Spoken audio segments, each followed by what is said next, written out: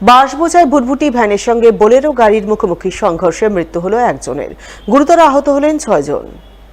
সোমবার রাত ৯টা নাগাদ ঘটনাটি ঘটেছে মালদার হবিবপুর ব্লকের হবিবপুর থানা মোড় এলাকায়। জানা গেছে বাঁশবোঝাই ভুটভুটি ভ্যানটি হবিবপুর থেকে বাঁশবোঝাই করে কালিয়াচকের উদ্দেশ্যে যাচ্ছিল এবং বোলেরো গাড়িটি মালদা থেকে পাকুয়া অভিমুখী ছিল। কিন্তু হবিবপুর থানা মোড় এলাকায় বোলেরো গাড়িটি অপর একটি গাড়িকে ওভারটেক করতে গিয়ে দুর্ঘটনা ঘটে।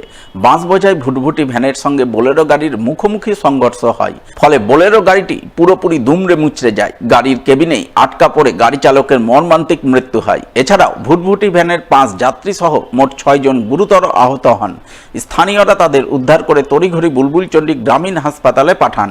এই ঘটনাকে কেন্দ্র করে মালদা নালাগোলা রাজ্য সড়কে প্রায় 1 ঘন্টার মতো যান চলাচল বন্ধ থাকে।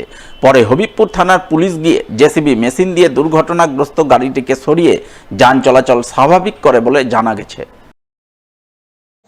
আমরা ক্যানপুকুর থেকে বাঁশ নিয়ে আসছি। কিসে? ভুটভুটিতে। আমাদের আজকে গাড়িটা ফেসে গেছিলো, তার জন্য একটু রাত হয়ে গেছে। তো আমরা দিনে দিনে যাওয়া আসা করি, তার মধ্যে একটা বোলেরো ওভারটেক করতে যেয়ে আমাদের গাড়িকে মেরে দিই। না আমাদের না, অন্য গাড়িকে একটা ওভারটেক করছিল। তখন আমাদের সাইডে তো আমরা আসছিলাম, তখন আমাদের গাড়িকে মেরে দিয়েছে।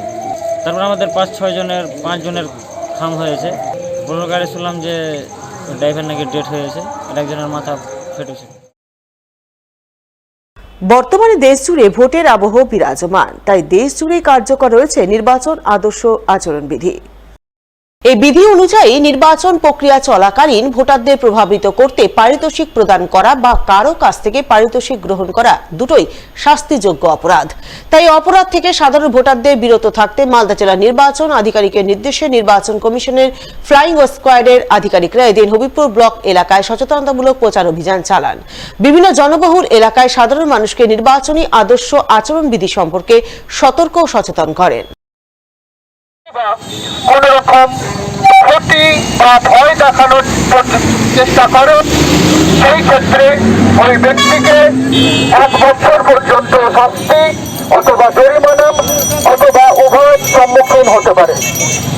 এমন সকল ব্যক্তিদের উদ্দেশ্যে ফ্লাইং স্কোয়াড গঠন করা হয়েছে, যার মাধ্যমে এই সকল অপরাধের বিরুদ্ধে মামলা রুজু করা হবে।